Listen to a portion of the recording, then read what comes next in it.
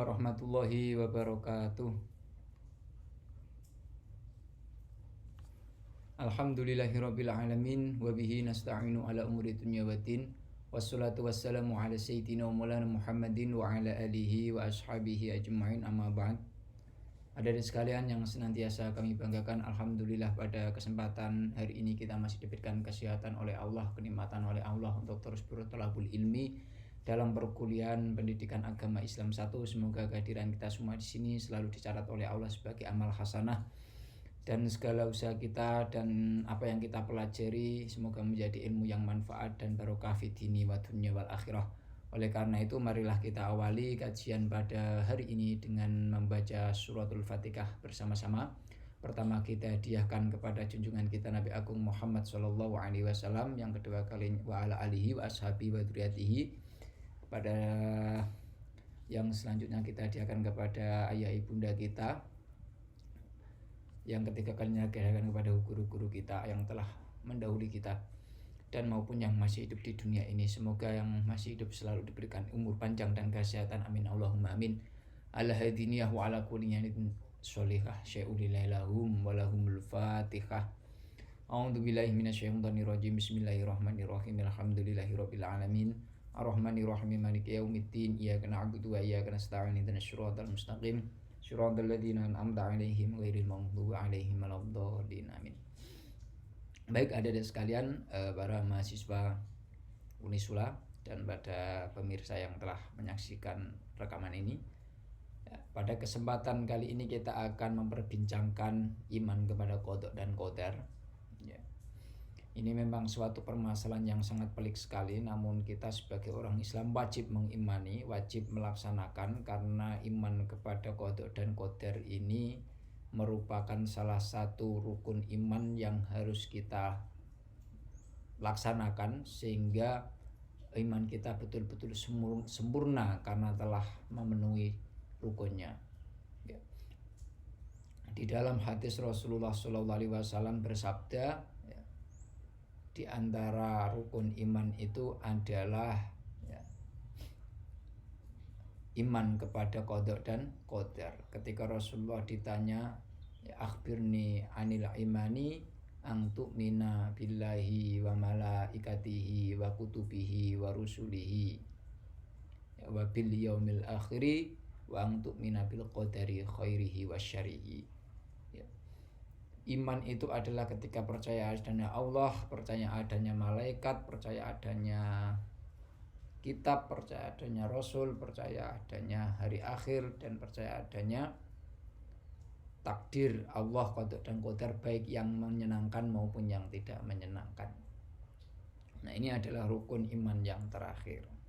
Sekarang yang menjadi pertanyaan pertama adalah apa qada dan qadar itu? Ini banyak sekali pendapat para ulama. Ada yang mengatakan qada dan qadar itu sama, ada yang membedakan. Yang membedakan itu salah satunya adalah pendapat yang mengatakan bahwa qada itu adalah ketentuan-ketentuan Allah yang sudah ada sejak zaman azali.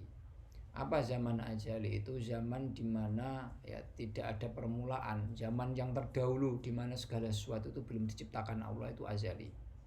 Zaman segala sesuatu selain Allah itu belum diciptakan oleh Allah, di azali. Misalkan Abu Thalib punya anak Ali, itu sudah ada ketentuannya sebelum dunia ini diciptakan. Nah, itu adalah ketentuan-ketentuan Allah sejak zaman azali. Bahwa ayah ibunda kalian itu bertemu dan memiliki anak kalian, yang kemudian kalian hari ini bisa sedemikian besar, sekarang Anda di Semarang, itu sebenarnya semua itu sudah ditentukan oleh Allah sejak zaman azali. Itulah yang disebut dengan qada. Sedangkan qadar itu adalah pelaksanaan atau kejadian atas ketentuan-ketentuan Allah sebelumnya. Ketika ketentuan itu terjadi, itulah namanya qadar. Ketika ayah ibunda Anda ditentukan menjadi seorang suami istri, nah ketika keduanya menikah, itulah yang disebut qadar. Anda telah ditentukan oleh Allah di zaman azali menjadi anak ayah ibunda kalian, itu qada. Dan ketika Anda lahir dari rahim ibu kalian, itu namanya qadar. Nah, itulah perbedaan qada dan qadar. Jadi kalau qada itu adalah ketentuan Allah di zaman azali, Sedangkan qadar itu adalah kejadian ya, atas ketentuan-ketentuan itu. Itu salah satu perbedaan, salah satu pendapat tentang yang mengatakan tentang perbedaan qada dan qadar. Tapi ada pula yang mengatakan qada dan qadar itu sama. Sama atau tidak, berbeda atau tidak, qada dan qadar itu adalah yang paling penting adalah keimanan kita terhadapnya. Jadi qada dan ketentuan dan pelaksanaan itu mau dimaknai qada semua atau dimaknai qadar semua atau dibedakan, itu ya sebenarnya tidak terlalu wajib kita ketahui secara terperinci. Yang paling wajib kita ketahui adalah yang wajib kita imani adalah qada dan qadar itu benar adanya dan kita wajib mengimani. Itu yang paling penting ya.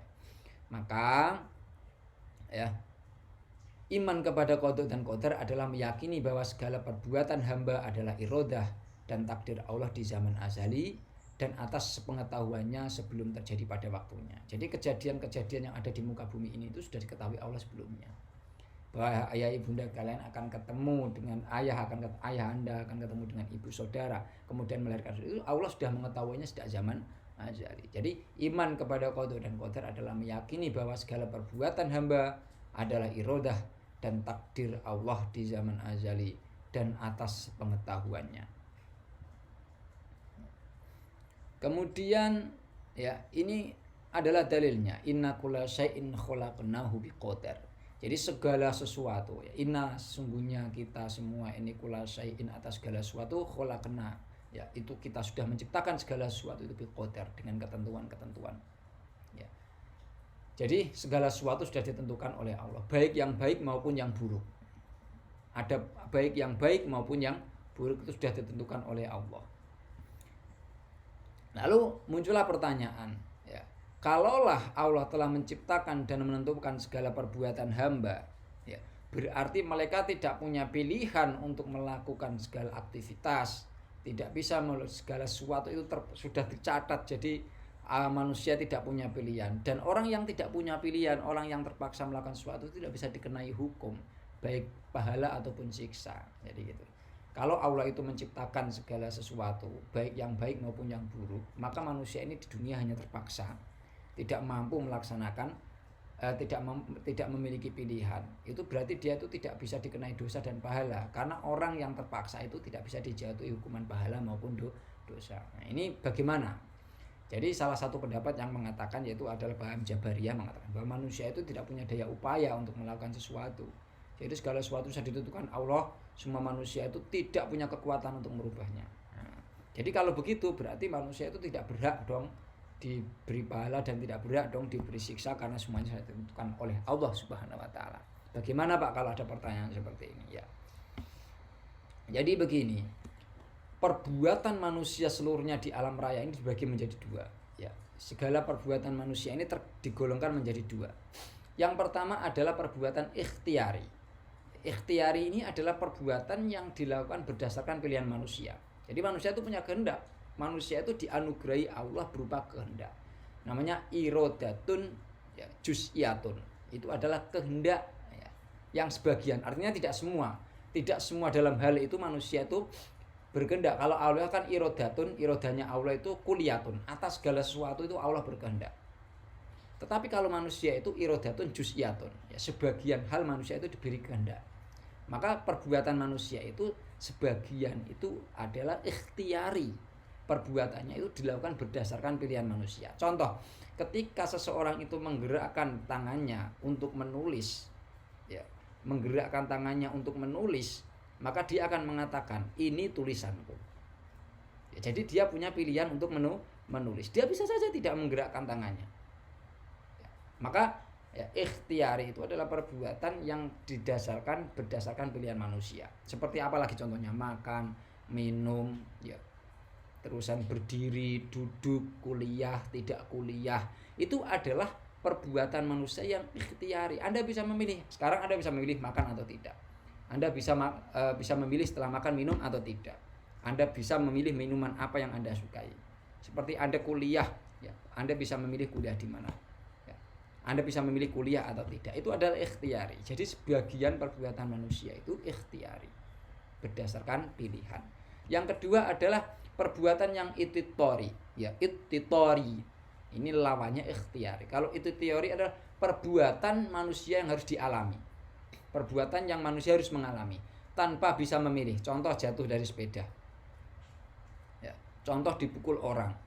Siapa sih yang punya pilihan hidupnya itu? Siapa sih yang ingin hidupnya itu misalkan jatuh dari sepeda motor? Siapa sih orang yang ingin ditabrak sepeda motor? Siapa sih orang-orang yang ingin dipukul oleh orang lain? Tidak ada. Tapi manusia itu ya satu waktu atau pada saat-saat tertentu dipaksa oleh Allah untuk menerima itu. Sebagian orang ya, mungkin dipukul orang karena salah paham, mungkin secara tidak sengaja na'udzubillahi min dzalik ya keserempet sepeda motor ya. Itu adalah perbuatan-perbuatan manusia ya, kejadian-kejadian yang manusia itu tidak bisa memilih dan harus mengalami. Itu adalah ititori ya, ititorium, perbuatan yang manusia harus mengalami tanpa bisa memilih. Contohnya lagi adalah tangan tadi ya. Jadi tangan ini ketika ada beberapa gerakan tangan. Yang pertama adalah menulis. Ketika menulis, selesai menulis Anda pasti mengatakan ini tulisanku. Tulisan ini jadi karena saya yang menulis. Sama-sama gerakan tangan ya. Tapi ada pula gerakan tangan yang Anda tidak bisa mengakuinya. Salah apa contohnya? Gemetar. Apakah ketika tangan Anda bergerak gemetar, apakah Anda mengatakan gemetar ini adalah karena aku ingin menggetarkannya? Bukan. Jadi gemetar itu adalah salah satu contoh kejadian atau perbuatan yang ititori, yang manusia itu tidak bisa memilih dan harus mengalami. Nah, jadi sama-sama gerakan tangan, ya, sama-sama gerakan tangan. Ada yang ikhtiari, ada yang ititori. Ikhtiari tadi menulis. Setelah Anda menulis mengatakan ini adalah tulisanku, berarti Anda memilih untuk menulis. Ada pula yang gemetar. Nah, ini namanya ititori, manusia tidak bisa memilih. Nah, itu adalah